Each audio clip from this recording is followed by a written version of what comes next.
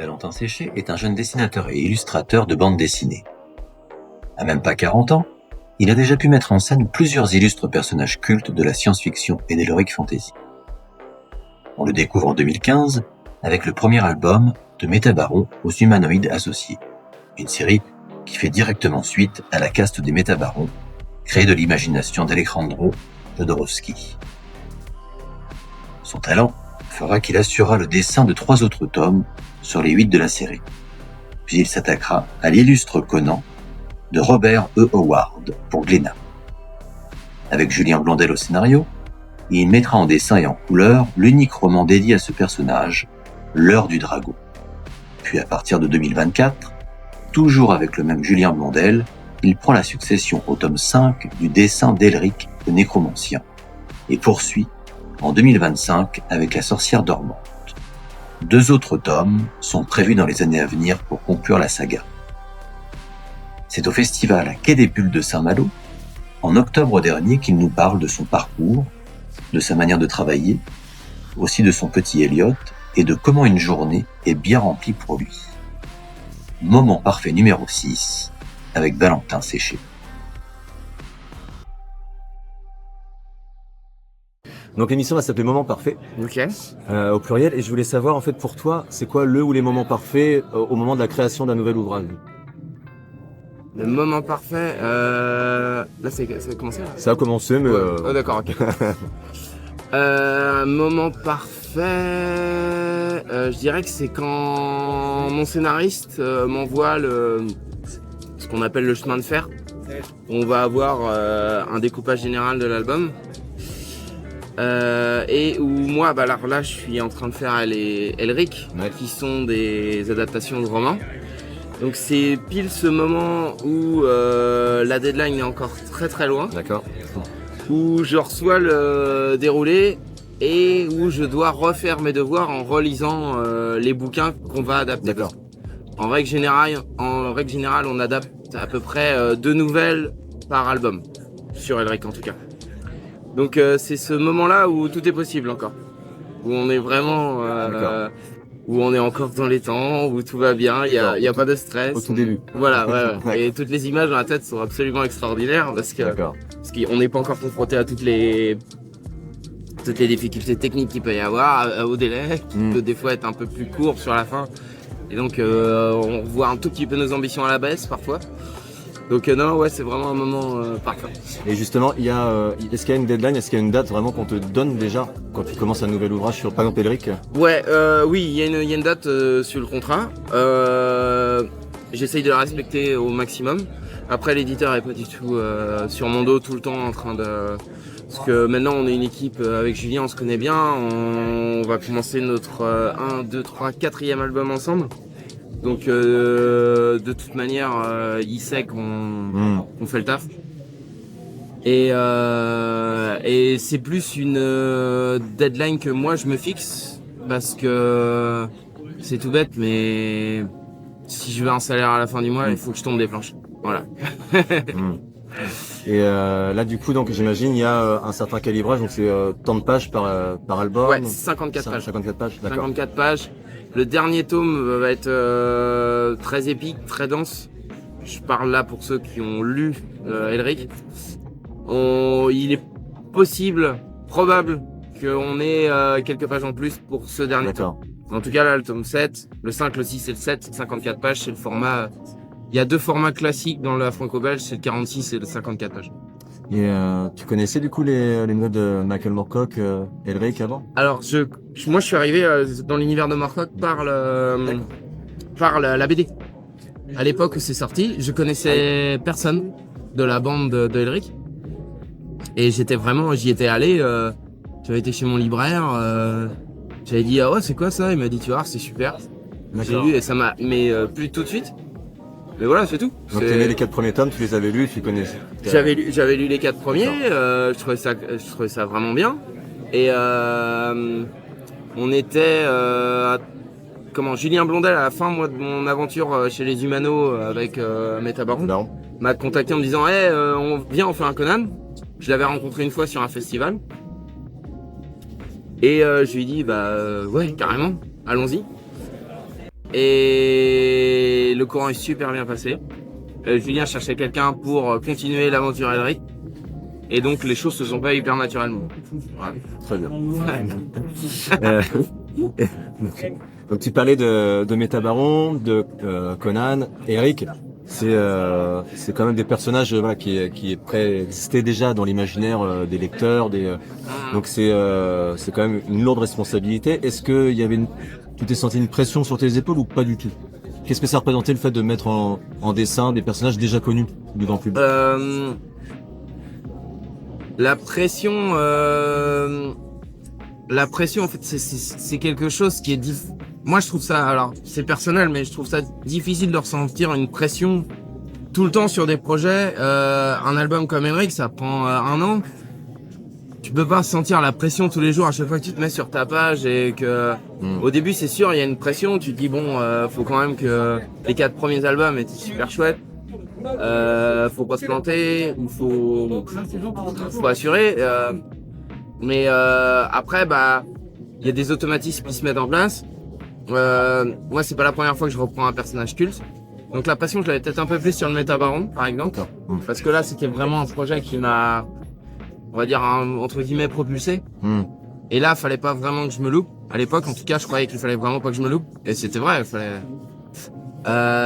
est-ce que je me suis loupé, est-ce que je me suis pas loupé, je sais pas, mais en tout cas, j'ai fini l'album, déjà c'est une réussite en soi. Et ensuite, bah ouais, il y a des automatismes qui se mettent en place.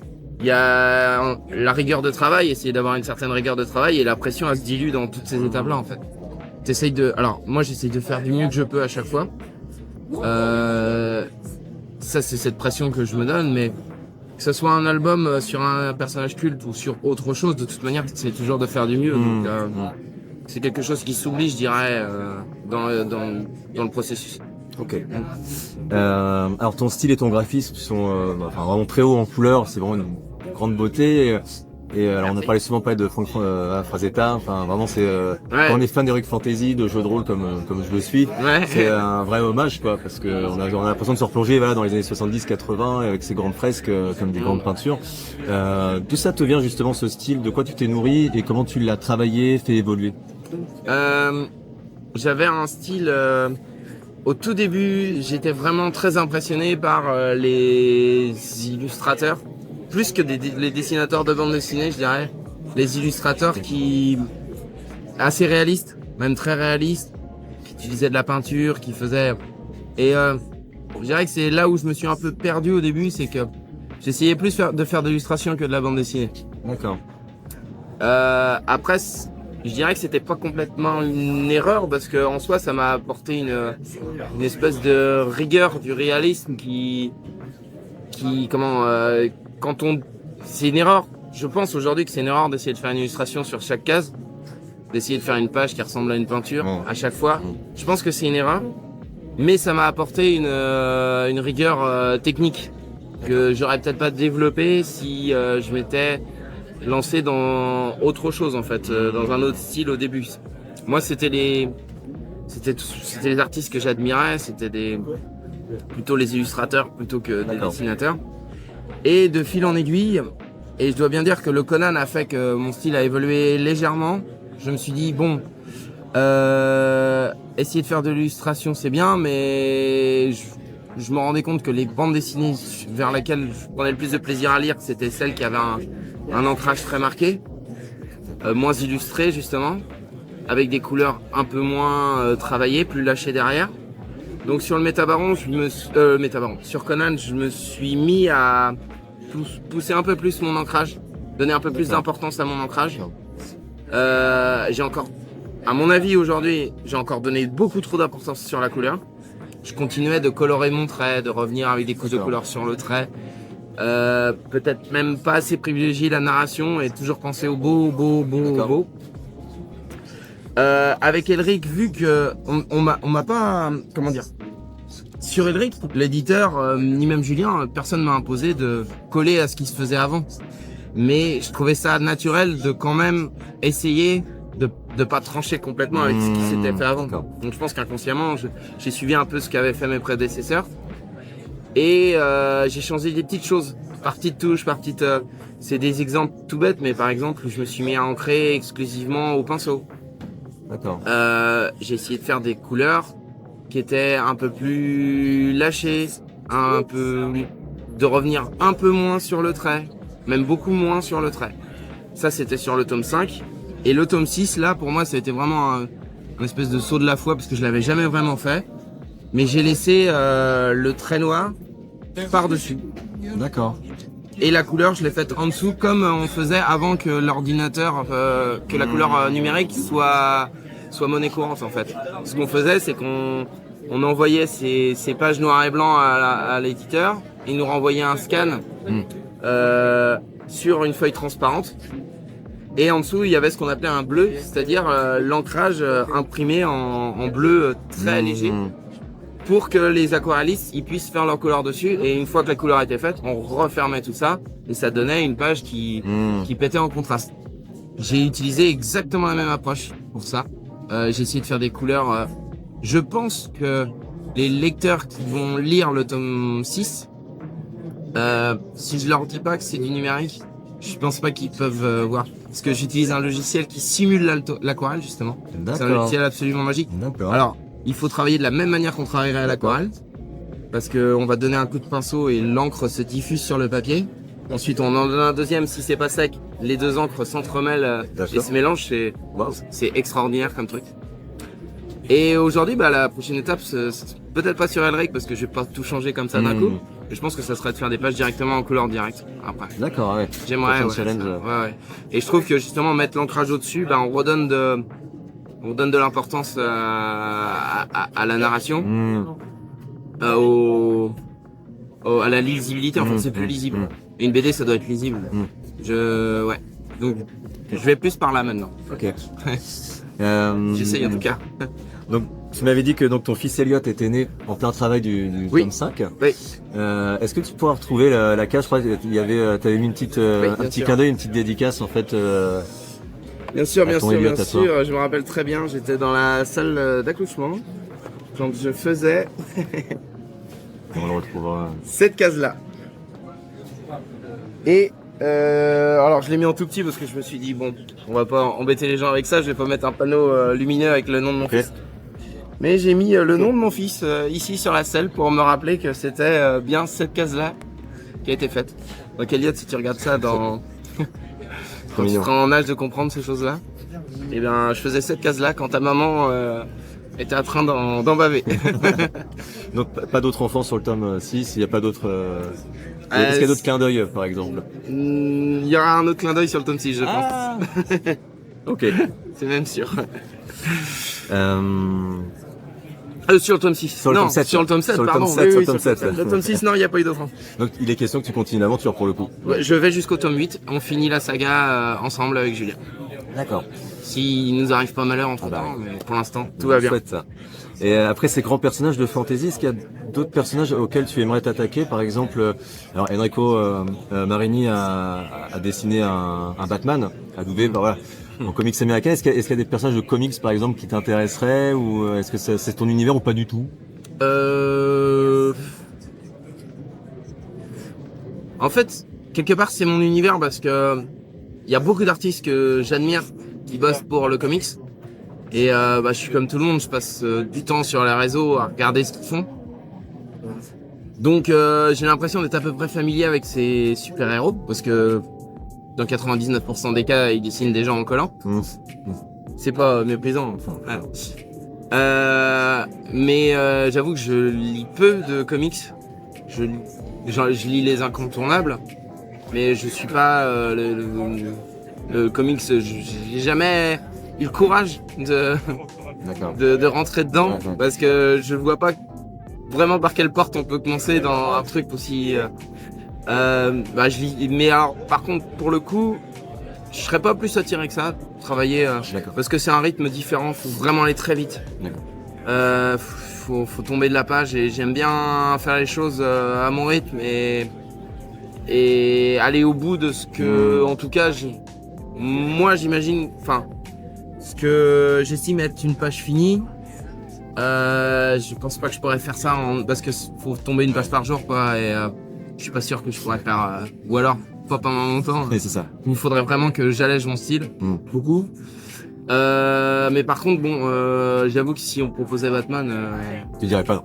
je pense que je réfléchirais quand même. D'accord. Mais je lis plus de franco-belge. D'accord. Ouais, aujourd'hui, D'accord. je lis beaucoup de D'accord. franco-belge. D'accord. Dernière des questions. Est-ce que du coup tu pourrais donner un moment parfait, précis que tu aurais vécu, ou un moment parfait dans l'absolu? Ça m'arrive à peu près 2 fois par semaine. Je sais que voilà, sans rentrer dans les détails, mais je fais du sport 2 fois par semaine. D'accord. C'est le soir à 20h. Et c'est des journées en général qui sont vraiment très remplies. On se lève de bonne heure le matin parce qu'on a un enfant qui est jeune. La journée bosser sur Elric, surtout vers la fin du truc, c'est des grosses journées. J'arrive à l'atelier à 7h, je repars à 18h30, 19h. Ensuite, je fais juste un petit bisou à la famille. Je prends mon sac de sport, je file au sport. Et à 21h, la séance est finie. D'accord. Je monte dans ma voiture, j'ai encore 20 minutes de route pour revenir à la maison. D'accord. Et là, je me dis, waouh, ça c'était vraiment une bonne journée. Et il y a plus rien à faire dans la journée, il y a plus qu'à rentrer, à manger et à se coucher. Bébé est au lit. La maman fait dodo. Normalement. Et moi, j'ai plus qu'à manger et à me coucher. Et ça, c'est le sentiment de la tâche accomplie. Voilà. Merci Je dirais beaucoup. que c'est ça un moment parfait pour moi. Merci beaucoup Alain. Ce que je te disais pendant l'interview, regarde les couleurs. Enfin,